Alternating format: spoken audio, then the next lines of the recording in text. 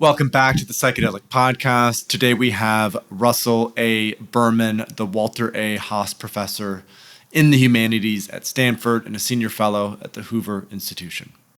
But if we just dwell on that comment on mescaline, for Junger, it's not just about your high.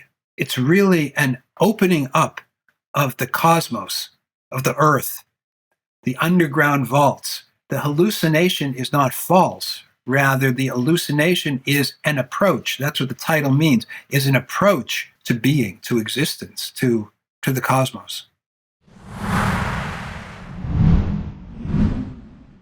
Hey folks, welcome back to the Psychedelic Podcast. So several months ago, I was approached by a professor at Stanford, Russell A. Berman, to write a blurb for a new book that was coming out. And this book was a translation of Ernst Jünger, who is a German author, friends with Albert Hofmann, and Russell A. Berman, who we'll interview today, was the editor of that new book. And that book is called Approaches, Drugs and Altered States. And it's all about Junger's forays into non-ordinary states of consciousness, including beer, wine, LSD, mescaline, opium, psilocybin.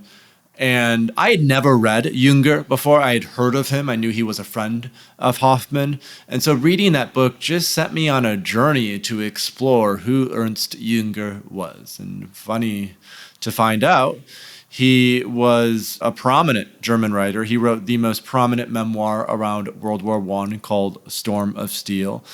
He was an adventurer, a libertarian, an incredible writer. His prose is outstanding for any bookworms who are out there. And so I wanted to bring in Russell just to talk a little bit about Junger's life, who he was, why he wrote Approaches. We read a couple excerpts from that book in the episode today. And we also have the opportunity to hear about Russell's story. He's been a professor at Stanford for over 40 years.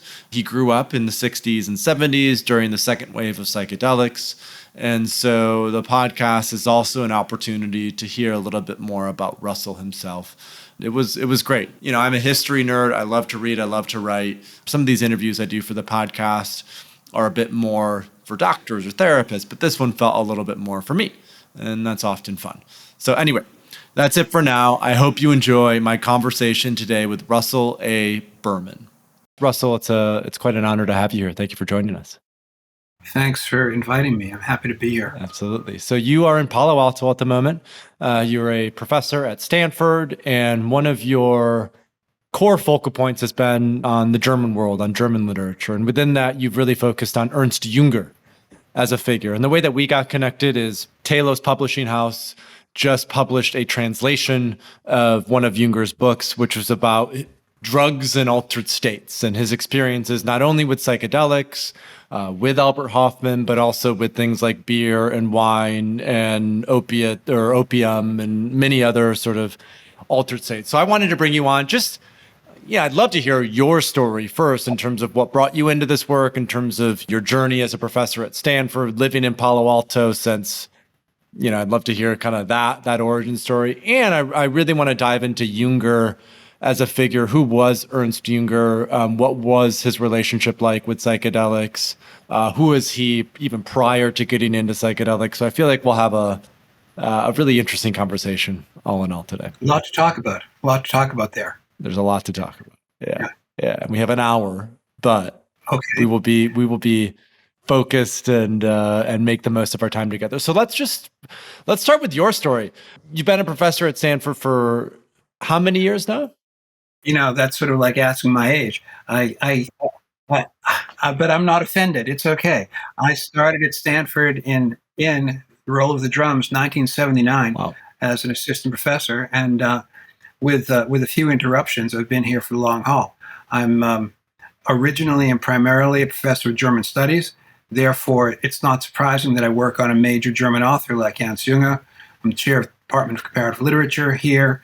Before that, I was born mid-century on the East Coast. I spent a year as an exchange student in Austria where I learned German cold. I arrived without knowing a word. Just to put some cultural context in, this was 1967, 1968. That is summer of love time, right? Far away from California. I went to college. I got a Ph.D. in German. I've spent plenty of years in Germany and Austria. And as I said, I've been teaching at Stanford for a while. One of the authors that I've looked at is Ernst Jünger, whom we're talking about today. And he has a remarkable life, a remarkable story. Let me just say, give your listeners just some of the frame. Is that okay? Please.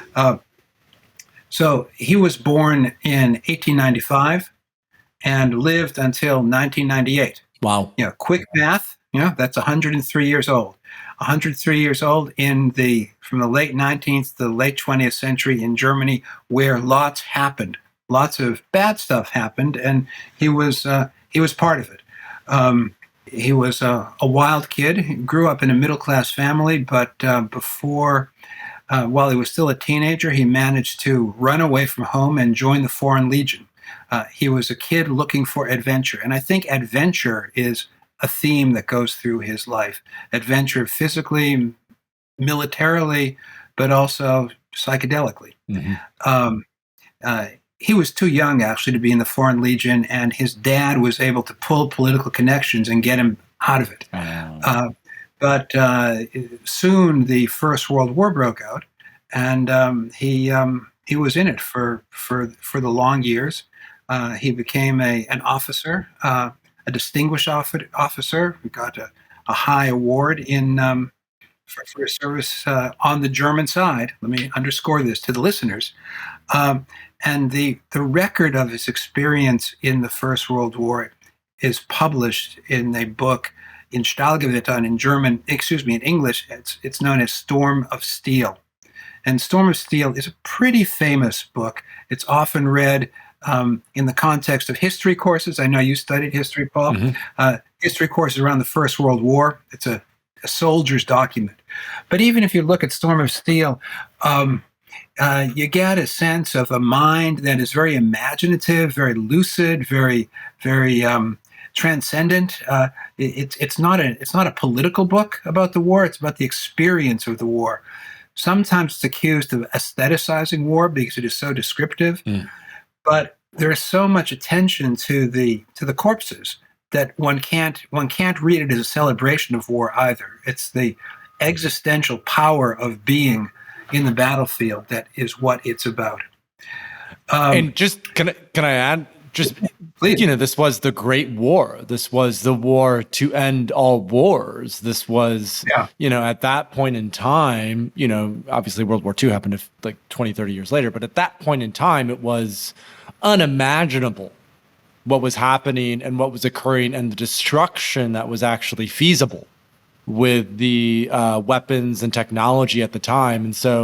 And like you said, Storm of Steel has become sort of the memoir, I would say, about World War I in many respects. And that's partly because, I would say largely because Ernst Jünger is such a phenomenal writer. His prose, his attention to detail, everything is, and I read this as well after reading the book that we'll talk about for most of this podcast episode. I read Storm of Steel and was just, his prose is phenomenal. He's an excellent writer. The paradox for listeners is, how do we get from this memoir of the devastation of World War I to 50 years later, the book about psychedelic journeys? Right. What's the connection there? That's the mystery of Ernst Jünger. Germany lost the war. The emperor, the Kaiser, has to abdicate. The Weimar Republic, the first democracy in Germany, is declared in 1918. And sorry, I'm giving you a little history lesson here, but this is the Germany of the film Cabaret. It's the Germany of the 1920s, the Roaring Twenties in Germany, which then comes to a rapid collapse when Hitler comes to power in 1933. Mm-hmm. During the 1920s, Junger is politically very active. He, like some other conservative thinkers, was very skeptical of the democracy, its instability. He was active in movements called the Conservative Revolution, which was a wide spectrum of thinkers and writers who worried about the character of politics in Germany. Some of these conservative revolutionaries ended up as Nazis. Some of these conservative revolutionaries ended up as anti-Nazis and got executed because of that. And part of Junger's story is that 20 years later, 1944, the plot against Hitler, he's on the margins of that. And that's why he gets kicked out of the military. He's not central enough to it to have been executed. Good for him. But he's in that world. Some of his writing, late 20s, early 30s, has a almost surrealistic character to it, and you can pick up on that from Storm of Steel too. There's the Adventurous Heart is one of this surrealist texts that he writes. But of particular note, I think, is his 1939 novel On the Marble Cliffs, which is typically read as a camouflaged criticism of Hitler. Gotcha. It's about barbarians invading civilization. But he's in the army. He's a German officer. He's in Paris during the occupation, and he writes a memoir about that. And after the war, he is regarded as someone with too conservative a history, too military a history, and remained therefore a controversial figure, even though he continues to write for from 45 to 98, so 50 years. We at Telos have published some of his other books. Maybe one that I'll mention in particular is Forest Passage, the 1950s. It's a kind of libertarian survivalist guide almost, and you can see how that also fits into the character of this adventurous liver, the adventurous thinker. He wrote science fiction. There's another book we did, Eumeswheel, Eumeswil. But my point is that he's a prolific writer in this post-war period up until his death in 98. Fun fact: he was apparently a favorite author of former German Chancellor Helmut Kohl, the chancellor who oversaw the unification of Germany in 1989. But Junger was not actively political at this point anymore. He was an aesthete. He was also a naturalist. He wrote about insects a lot, and he discovered drugs and altered states. And that brings us to the 1970 book, Approaches. This is the book that we're talking about, the book that we recently translated, Drugs and Altered States, where he gives us his autobiography with substances. That's the Junger frame story. And that book is what I want to dive into for most of the rest of the podcast. But Russell, before we do, yes, please.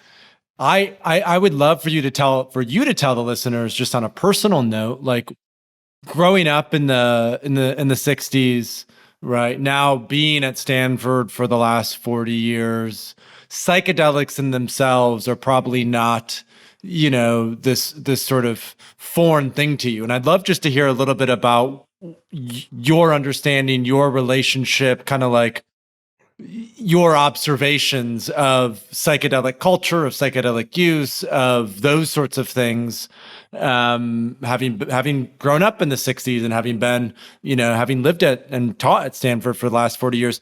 What's sort of your personal, I suppose, relationship with these substances? Well, I told you that I was overseas in the summer of love, exactly. 67. Yeah, but that means I entered college in 68. This is the high point of that era, right? And drugs were everywhere, and some people could just enjoy them. Other people really had bad experiences. So, should there be any listeners who experiment with drugs, you've got to be careful. You got to be mindful. you've got to be aware that it's not just fun and games. There can be dangers, and I think for some there was also an opportunity to go beyond just having a good time and finding out things about themselves and about the world and about existence that they might have got to on their own, but the psychedelic consumption accelerated that approach. And this is really what the Junger book is about. It's about the it's not about debauchery. It's not about sort of getting stoned and having a good time. It's about the mystery of lifting the veil, of the mystery of seeing through to dimensions of existence about which we usually have little to say because we pass it by. That's why I find it such a remarkable book. Now, I talked about the moment of the 60s, 1970. 1970 is the publication date here, and now we're half a century away from that. And I think that drugs have a checkered history between then and now. There's the impact of the opioid epidemic and the devastation that caused. A lot of people have suffered because of some drugs, but on the other hand, you do have the I don't have to explain this to you, the culture of microdosing, which has become a significant piece of Silicon Valley culture, and surely beyond Silicon Valley. I'm just saying that because I'm here. And we've also had the legalization process, or the decriminalization, and I think we're looking at what the impact of that is. It surely keeps people out of jail, which was probably not a productive time for those who were incarcerated. That's a net good. There is the argument that Ross Douthat makes, the New York Times author of The Decadent Society, that the effect of legalization is to pacify society, to calm society. People ought to be angry about some things, but instead they can go to their dispensary and chill. So there's a lot to talk about. You talk about some of it here in the podcast. That's the overview that I could give. I love that, and I feel like just with where you are, being at Stanford and having been there for Stanford's. There was a lot of LSD research that was done in the 50s. Ken Kesey was part of this in the 50s at Stanford and Palo Alto. There were a lot of innovations of folks who were involved in those early LSD trials at Stanford that went on to be instrumental in the computer revolution of the 60s, 70s, and 80s. So I think, there's drugs. There are these, and we can even get into this in terms of what Junger wrote about. There's drugs, I sense, and there's also psychedelics. And psychedelics certainly are drugs. I'm actually wearing the shirt right now that says drugs. But they're very different than most other drugs in that they're not addictive, and that they elicit these mystical experiences, and that for some of these plant medicines, we've been using them for thousands and thousands of years. We've had a rich lineage with these substances. And this is what Junger does from my lens. He does such a great job articulating is the different experiences with these different substances. And I'd love as a sort of first foray into the book, what are those different substances that Junger writes about in Approaches? And for you as the editor, what passages or what elements did you find to be most interesting or insightful? He takes us on a trip, not to make a pun. He takes us on a trip that is a geographical trip. He begins, as he puts it, in the West, in Europe, and then he moves us to. He uses the term the Orient, by which he means the Middle East and China, Asia. and then Mexico. In Europe, there's one set of drugs. There's another set of drugs they associate with Asia, and then Mexico. Not surprisingly, it's mushrooms and the like. But he somehow incorporates LSD into that. Not so much because it comes from there, but because it's cognate with the kind of experience. So that geographical trajectory is mapped onto partially is mapped onto his own biography. The Europe part is mainly about his youth, and the Mexico part is about mushrooms, psilocybin, LSD. The mescaline as well. Did he talk about write about mescaline as well? Yeah. He does talk about mescaline as well. Let me see if I can find some relevant passages. But what's also interesting is that he gets into LSD via this friendship with Joseph Hofmann, the Swiss chemist, who is the person who synthesizes LSD, first of all. But maybe we'll come back to that. Just to give a taste of this list of drugs, if that's the right word. Please. I'm quoting, this is section 35 in the book. In the West, the fantastica can never become the mass threat that is represented by stimulants and sedatives. That is, by tobacco and alcohol on the one hand, and tranquilizers and morphine derivatives on the other. Hashish is on the borderline because it also affects motor abilities and not only visionary powers. A communal use of opium is rare because it presupposes similar aesthetic and meditative inclinations or a shared taste for adventure. In this context, one keeps coming across the literati of the Hôtel Pimodon and the naval officers Faria, Mirabeau, and Loti, but only because almost nothing comparable exists. That is because of their rarity. So he embeds this story also in a kind of European cultural history of writers and historical figures. There's constant reference to the other great writers of drug experience like De Quincey and Baudelaire and Rimbaud. We are indebted to this section 39. We are indebted to the Mexican earth for a series of titanic variants. Its soil has primordial fertility, turkey, corn, and sunflowers as opposed to chicken, wheat, and daisies, a seeming relocation. The nightshades of Mexico also astound with their gigantic tubers and fruits, a land of pyramids and emperors, eagles and serpents, shamans and prophets, witches and brewers of poison. Mescaline and its related substances have more brutal and dominating effects than opiates. They lead not only into palaces of the image world, but also deep into underground vaults. Archaic perceptions become convincing again. The stimulantia and narcotica modify time while they accelerate or expand. With mescaline, the earth itself opens and a time-creating force regains primal power. I'll stop there for the quote.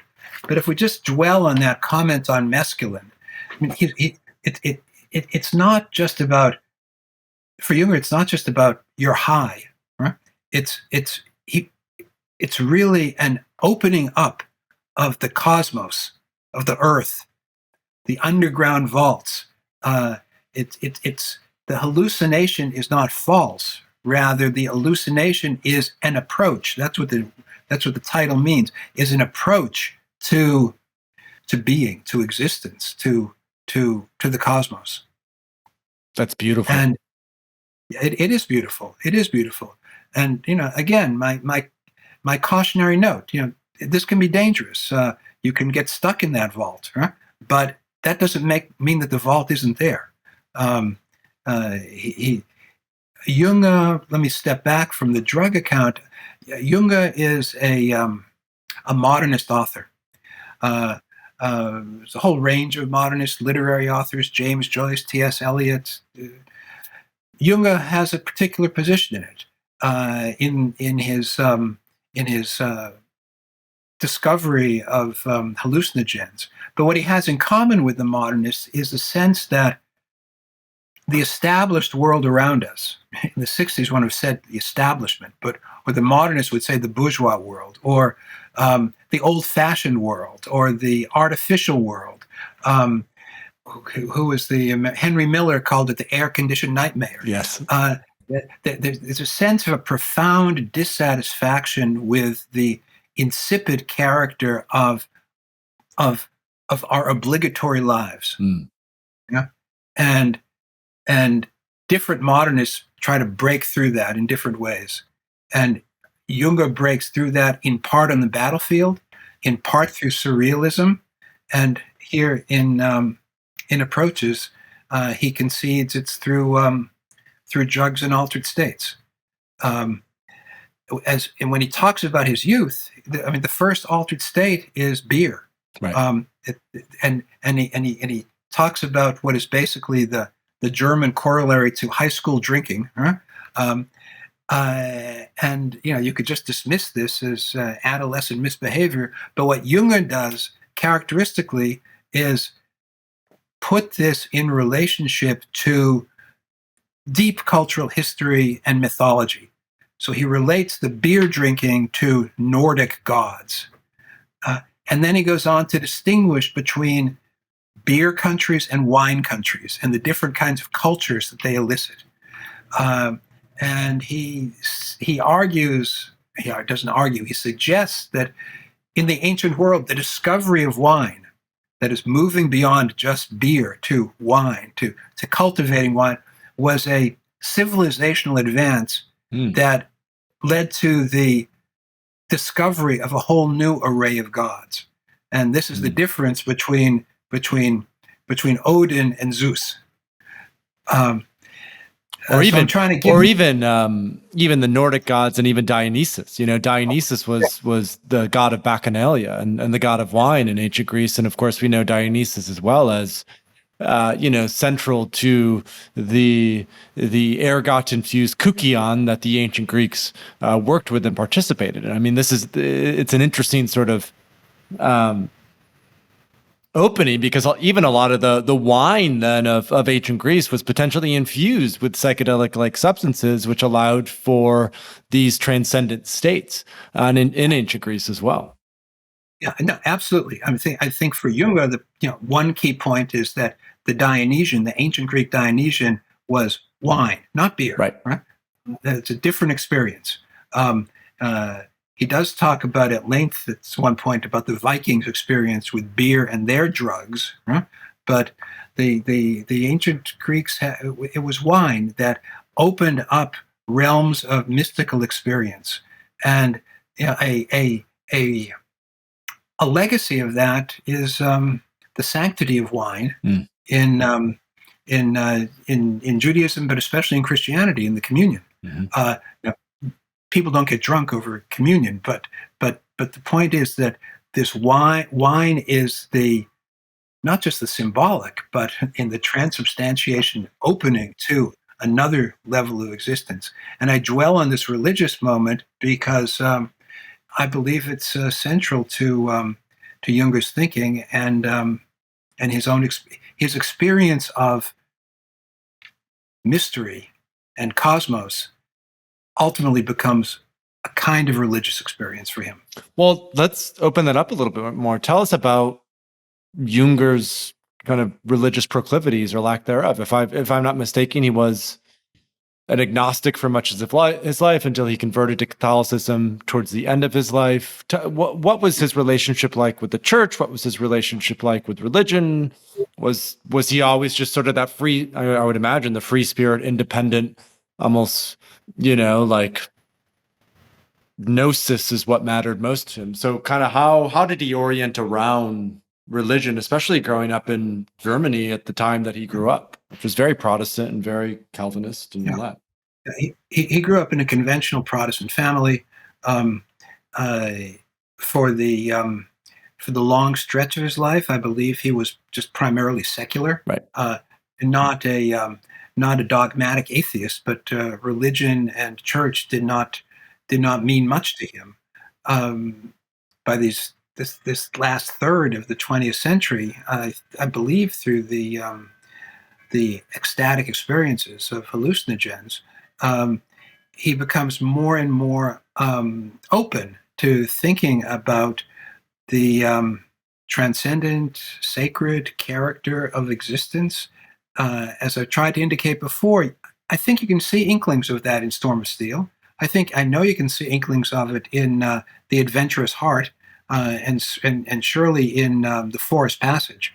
But it's in Approaches where he really makes the argument for what he calls the Great Passage. The Great Passage is the transition from the unsatisfactory prescribed existence to something full and fulfilling and authentic. And sometimes this means my great passage, my own individual transition, but sometimes he seems to suggest it's a world historical change. It's we used to say the age of Aquarius. He doesn't say that, and that sort of popularizes it a little too much. But the Great Passage is the recognition of profoundly epochal tectonic shifts in the possibility of being. At one point in Approaches, he mentions the crucifixion as a point, as such a point. Now, I don't want to give the listeners the wrong impression. This is not a catechism book. It's not denominational religion is not the primary theme here, but there are inklings of it. And then 20 years later, he converts to Catholicism. What was his relationship? You mentioned Hofmann already, Albert Hofmann, who many of the listeners are familiar with, basically invented LSD in 1938, discovered its hallucinogenic properties in 1943.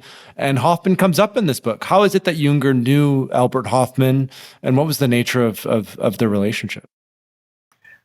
This is a really fascinating story. I talk about it a bit in the introduction. So it's after World War II, I forget, 1946 or so.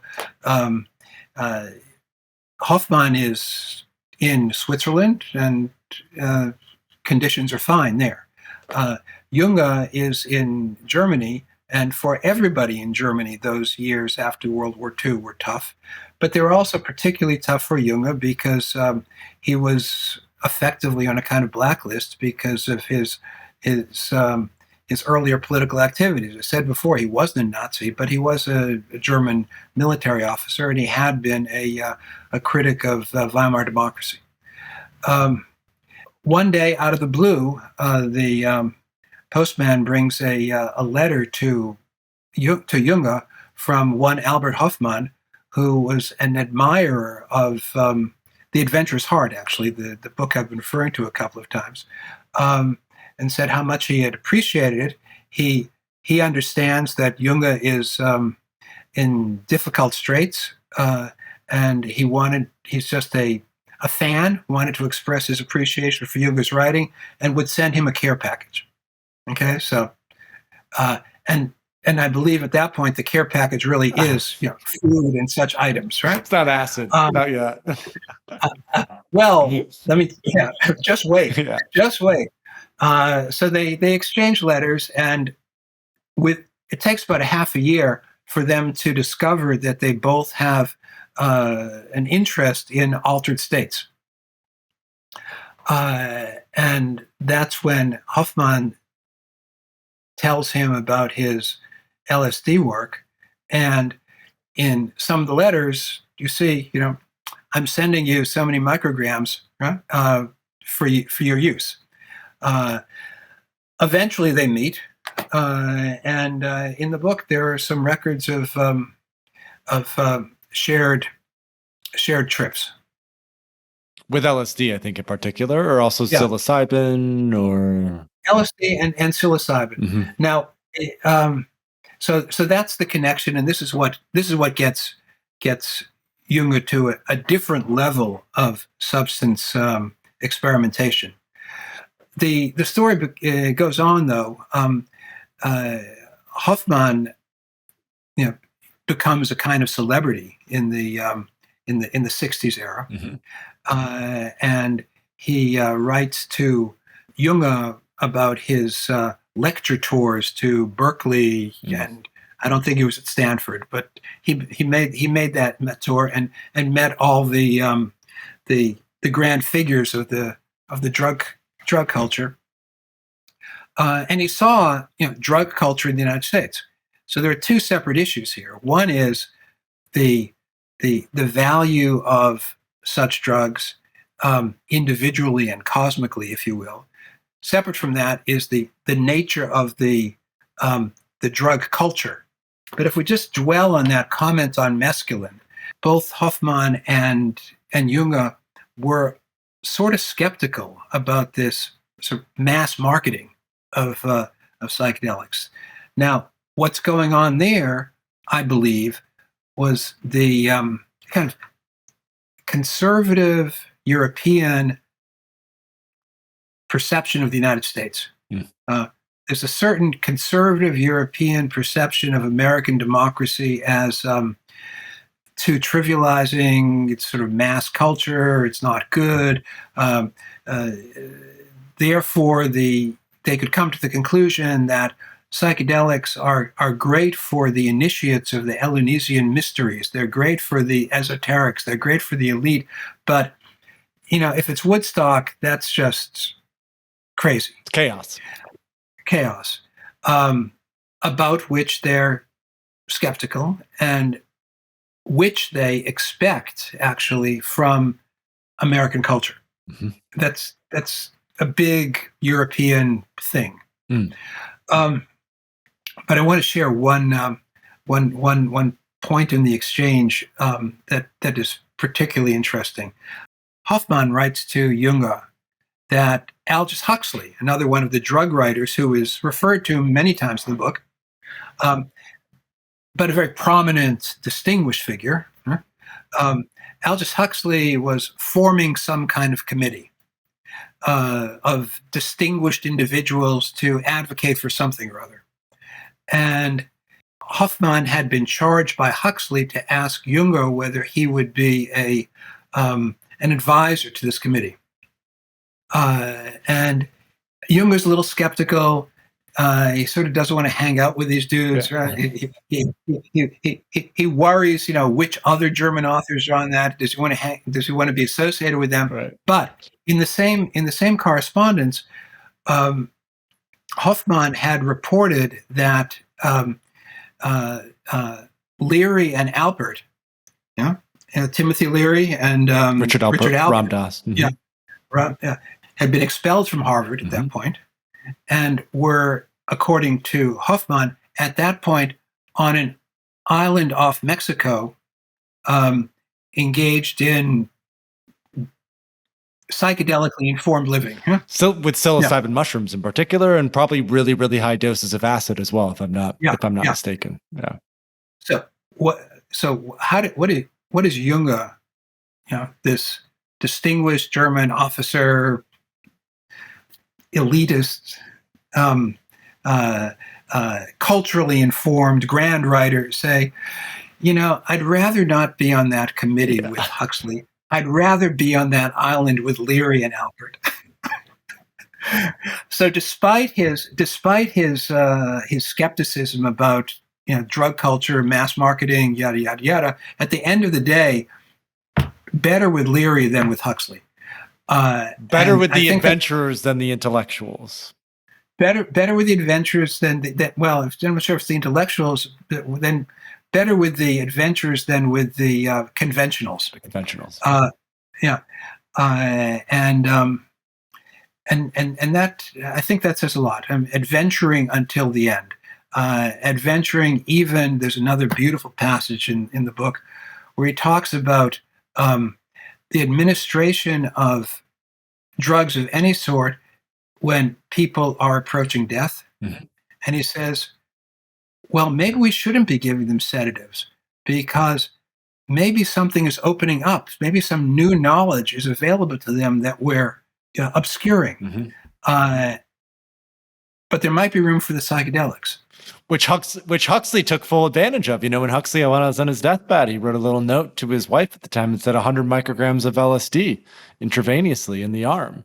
And I'm glad you brought up Huxley, because Huxley really, you mentioned this sort of note from Junger and Hofmann about the sort of skepticism of mass, let's say, LSD use for American mainstream culture. Huxley was very much of the same ilk as Junger and Hofmann, in that he really believed that this was better suited for the elite rather than for the everyday. In fact, Huxley had a meeting at Harvard with Timothy Leary in the, I think, early 60s, maybe 61 or 62, and they had this discussion, and Leary was like, no, I think everyone should be doing this, and Huxley was like, no, really, I think this needs to be more protected. Now, we both know sort of Huxley died in 63. The Summer of Love was 67.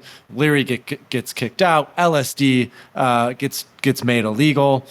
And as I've been even diving into the literature of Terence McKenna, of Ralph Metzner, of some of these other folks in the 80s and 90s, McKenna said the same thing that Huxley said, who said the same thing that Junger and Hofmann said, which was high doses of psychedelics are maybe better for a harder internal core, 5 to 10% of people, but that the vast majority of people should not necessarily be exposed or playing with God. And what's so interesting then about this third wave of psychedelics, just to bring this back to Silicon Valley and microdosing, is microdosing appears to sort of fill that gap, right? Where it's like, oh, this new way of working with psychedelics, and obviously Junger wouldn't know anything about microdosing because it wasn't really a thing then, but this new way of working with psychedelics where we don't have to take 250 micrograms and see God, but maybe there's some physiological health or mood stabilizing health to these very, very low doses of psychedelics that just help with everyday living. And so for me, that's sort of, I suppose, the missing piece of the puzzle. And that I think Junger, Hofmann, Huxley, McKenna are all right that these high doses are not meant for everyone. They are very intense and very confronting and sometimes very challenging experiences. And the fact is that these are medicines. The way indigenous people have used these for thousands of years is as medicines, and that they can, in very low doses, without having to sort of open up the heavens or, the gates of hell, they could still potentially be beneficial and help people along the way. That's right. It's a different culture in the microdosing world. And your point that indigenous people use them as medicines in discrete amounts is good as well. That's a kind of how indigenous microdosing, if exactly. you will, right? Yeah. But that's not what Junger is about. Junger is the break on through to the other side, for sure. And that is, and while that is itself a popular culture phrasing, I think it's consistent with the modernist effort to overcome mundane reality and to find something higher. That's the name of a new book that I have coming out at the end of this year, which I'm glad you brought. It's called Higher: Psychedelics for Connection, Creativity, and Purpose. And it's that sort of transcendent state above the profanity of modernity, in a way. And I'm going to kind of like slightly shift the dial now, just because I want to keep exploring Junger. Tell us a little bit about, you've touched on this here and there, but why is it that he chose to still serve as a German military officer in World War II, even though he was opposed to Hitler, even though he thought it was disgusting? Like, why is it that he still showed up, put his time in, and did his duty to Germany, to his home country, to the fatherland? This was his career. He was career military. Okay. He was, conservative nationalist, but not extremely so. Not a what's the right word? Jingoistic nationalist, but he felt, it's his country. You're in that army. There is an argument that some people have made that the going into the military was the what's the translation? The aristocratic form of exile. Um, by exile is meant people who really left Germany and came to ultimately the United States and ultimately California. There was a big colony of German exile writers and thinkers and filmmakers and actors in Los Angeles, but across the country. So that's exile. But the argument was made that if for those who could, for those of the right class, going into the army was a way to avoid being part of the Nazi Party. Now, this is I think true. There was some separate. I mean, most listeners they're not really historians, but I recently read The Rise and Fall of the Third Reich by William Shirer, and what is very clear in German history is there's quite a not a separation, but a strong disagreement between the German army and Hitler. And in fact, one of the critiques of the German army is that they didn't stand up enough to sort of Hitler, even though they were at odds all the time. I think that account is to a great extent true. Mm-hmm. It is also true that the German army was engaged in all sorts of terrible atrocities sure. In the East. Yeah. That is Eastern Europe and Poland, Ukraine, Russia. So it's not as if the army was against Hitler. That's wrong. Right? But for someone in 1934, 35, 36, going into the army could have been experienced as a way to avoid some of the politics. The plot to assassinate Hitler came significantly out of military circles. This is the military that was congruent with the Prussian aristocracy. If you're looking for, smiley-faced left liberals, you're not going to find them in the German military. Certainly not then. But it's wrong to say that they're all Nazis, right? Which Junger was not. Right. Now, what were some of Junger's observations living in Paris during the occupation? He wrote this entire memoir about it, but what were some of the perspectives, thoughts, kind of core memorable things that he wrote about in terms of his time there? He remembers some bombing scenes. Mm-hmm. He remembers the intellectual life that he engaged in. He hung out with people like Jacques Cocteau, the surrealist, Jean Cocteau, and others. But he also has a corollary a companion memoir of his time in the East. And he talks about terrible things that happened. Was he also stationed in the East during World War II then? It wasn't just Paris? Yeah. No, he was in Paris for a while, but then he was in, where was it, Crimea or Ukraine? I can't remember exactly right now. Okay. He does not celebrate the Nazi victories. Right. But he's also not a communist. He's not a resistance fighter. You can't stylize him as a resistance fighter, although that novel I mentioned before on Marble Cliffs is read as a critique of the Hitler regime from 1939. And although he was, as I said before, on the edge, the distant circumference of the July 1944 effort to assassinate Hitler. Right. So it's not black and white. It's complex. I think what happens after the war is that he develops an aversion toward any dogmatic politics. In the novel Wheel, he elaborates extensively on the difference between an anarch and an anarchist. Mm. He sees himself as an anarch, against government, against organization, against systems. And the problem with anarchists is that they've already turned it into an ideology. Mm. They've turned it into a party program.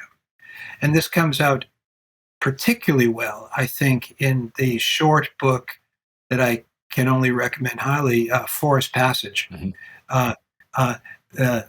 the forest is a metaphor for an escape from the surveillance state, an escape from the strictures of society, a pursuit of almost a survivalist independence. It's a long and, excuse me, it's not a long, it's a concise essay that describes that quasi-libertarian view of life. So I see that as his effort to escape from politics of command. Forest Passage and Will, the science fiction, and then eventually through Approaches. So as we near the end of the hour, the question that's coming up for me is, with you being so involved in this process with Approaches, you're the editor, you probably helped to guide the translation. You've been my point of contact. So I wrote a little blurb for Approaches, which is how we ended up getting connected and how I got the book and then read it. And now I'm like diving into everything Junger that I can. What did you most enjoy about this process with Approaches? What did you learn? What were some of your personal takeaways? And even broadly, like, why is it that you find Junger to be such a fascinating figure? Why is it that he has played a major role in your own study as it relates to German personalities and history? He's a great writer. Mm-hmm. He's a very intelligent writer. He's a very cultured writer, as you know. There are all sorts of mythological, literary, artistic. He writes about Rembrandt and Van Gogh and trying to understand them with regard to hallucinogenic experience. He doesn't say that they took hallucinogens, but it's the aesthetic, theoretical reflection. I mean, that's just great stuff. I find him an engaging author for me to work with, maybe precisely because he's so distant from me. He's a conservative German elite military. I'm none of that. And I'm guessing most of the readers aren't that. Uh-huh. But if I can find a space of interpretation and understanding in the descriptions that he gives, then I regard that as a successful reading and a successful learning experience. If you only read those you agree, I mean, this is a big problem in universities today. If you only read those you agree with, you're just affirming your own bubble. And what you want to do is get out of your bubble. And Junger is getting out of my bubble. Then, this is a book that lifts the veil. Mm-hmm. This is a book that reminds the reader, whether the reader goes down the drug route or not, that there is a power in existence. There's a power in the cosmos. There is an energy of life that is too obscured by the everyday chatter that we get from the news, from the political, from the constant machine of false concerns. A word that's come up. This is a word that's come up for me a lot lately is sovereignty. And it feels mm-hmm. like Junger, one of his core values was that sense of sovereignty. And, whether it's as a military officer, whether it's as a writer, whether it's, running off to the French Legion at the age of 15, right? He really felt life was a canvas for an adventure. He felt fully empowered and capable of living in that way. And what he modeled more than anything was a capacity to live at both ends of the spectrum, to have these mm-hmm. transcendent, mystical, beautiful experiences, to articulate them, to write about them, but also to be in the thick of, what were some very difficult and challenging times in World War I as a German officer, in World War II in Paris. He lived in the shadow in many ways and was still able to find the gold, was still able to find the light. And I looked at him as a figure that feels very strong, very stable, very, very not sure of himself in terms of a lack of humility, because that's not the case, but like very clear on what he cares about and why he's here. And that, I think, that level of purpose in living is admirable in many respects. I agree. He has a character from which one can learn, and that's why I read him. Russell, just to close us for today, could you read just I know you have the book in front of you, maybe just the back flap, or just what is the summary of kind of the how have you contextualized the book on the back cover or the front cover or whatever, wherever it's located? The front cover has a beautiful work of art. It does. The back cover, let me read you some selections here. In Approaches, Ernst Jünger describes his experiences with drugs over the course of his life, ranging from youthful drinking sprees through experiments with hashish and morphine to more powerful psychotropic substances like mescaline, peyote, and LSD. Combining elements of memoir and critical reflection on the history of mind-altering substances in society, Approaches attests to Junger's belief that drugs can facilitate a deeper spiritual journey into dimensions of human existence that have been eclipsed by the ambient noise of modern life. Shall I read your Please. blurb? Please. Yeah. This is Paul Austin here. Quote, as psychedelics crest back into the mainstream, Ernst Junger's heady tales of intoxication, exhilaration, and pure ecstasy provide an articulated lens for altered states of consciousness unmatched by any modern-day writer in the so-called psychedelic renaissance. The Dionysian self, that sensual, spontaneous, and emotional self, is in deep gratitude for bringing such a beautiful piece of German literature to the worldwide canon. Thanks for the paragraph. You're welcome. Thank you for the invitation. Thank you for joining us for the podcast today. Thank you for all your work with Ernst Jünger to make his prose, his intelligence, his character more accessible to us in the English-speaking world.